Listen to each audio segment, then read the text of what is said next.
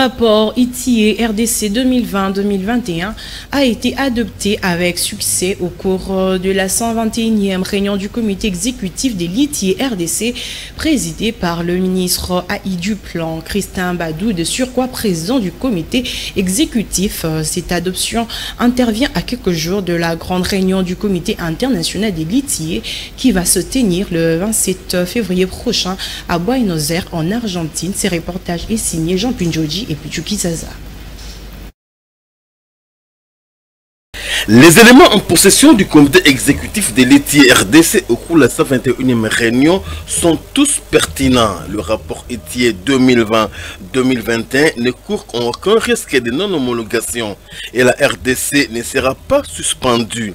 À l'issue de l'exposé du consultant indépendant KPMG, le rapport a été adopté et déjà publié sur le site de l'ITIE RDC. Ainsi, la réunion du 27 février prochain à Buenos Aires en Argentine va consacrer l'enterrement de ces rapports et justifier la progression souhaitée obtenue à la fin de l'année 2022. Le rapport est public maintenant, on va le mettre sur le site, il n'y a pas de peur et je pense qu'on ne risque rien.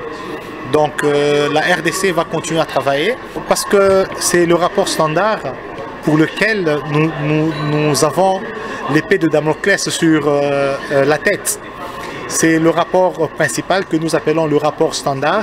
Il fallait le publier au 31 décembre.